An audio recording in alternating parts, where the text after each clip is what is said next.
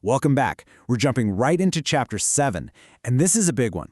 We're going to unpack the critical, and I mean critical, differences between protecting personal data and protecting your company's secret sauce, its intellectual property. All right, before we dive in, we've got to cover the important stuff. Just so you know, this is part 7 of a 10-part tutorial on protecting PII and IP in AI systems.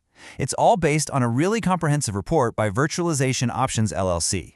Now remember, this is for general info only. It's just a small piece of what's in the full report. It comes with zero warranty, and it's definitely not legal or financial advice. Okay, let's get to it. So here's our roadmap. We'll start with a huge distinction you need to make. Then we'll get into how you even define and find these different data types. After that, we'll look at the rules for each, what a breach actually looks like, and finally, wrap up with the 2 very different paths to keeping it all safe. Okay, let's kick things off with the #1 mistake people make. It's this idea that you can just throw a single security blanket over all your sensitive data and call it a day. It sounds simple, sure, but that one-size-fits-all approach is seriously flawed.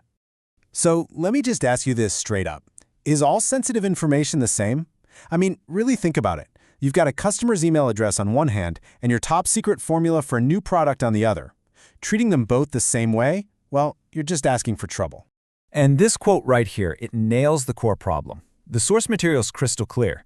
You absolutely have to avoid treating your intellectual property, your IP, as if it's just another flavor of personally identifiable information, or PII. Lumping them together like that leaves these massive, gaping holes in your security. So where does this difference really start?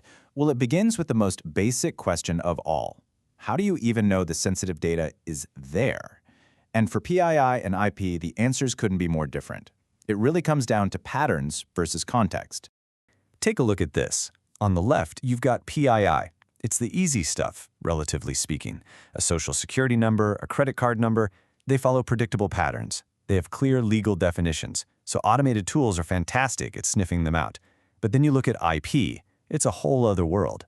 Your IP is unique to your company. Its value is completely tied up in context, and that's something an automated scanner just can't grasp. And this visual just drives the point home perfectly. Your automated security tool can scan through terabytes of data, and it'll light up like a Christmas tree every time it sees a 9-digit number in the format of a social security number. But that secret chemical formula you're developing, your strategic M&A document, to that same tool, it just looks like regular text. It's completely invisible.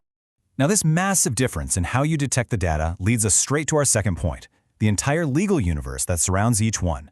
It's not just different, it's like they're from different planets. This table is really the heart of the whole explainer. Look at the PII column. It's all about outside forces. It's governed by big sweeping laws like GDPR or HIPAA.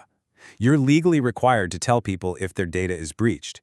But then, look at IP. That's all internal. It's protected by your company's contracts and trade secret laws. There's no law that says you have to announce an IP leak. In fact, the moment it becomes public, its value as a protected secret is gone. Poof, forever. So if you boil it all down, it comes to this. PII protection, that's all about checking the boxes for regulatory compliance so you don't get hit with massive fines. But IP protection, that's about survival.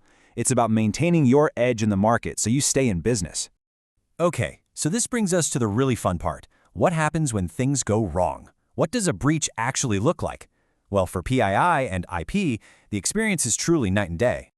A PII breach is a fire alarm. It is loud, it is fast, and it is very, very public. The second it happens, this regulatory clock starts ticking. You have days, maybe weeks, to notify regulators and every single person affected. The consequences are immediate. Public headlines, big fines, and lawsuits. It's a full-blown crisis.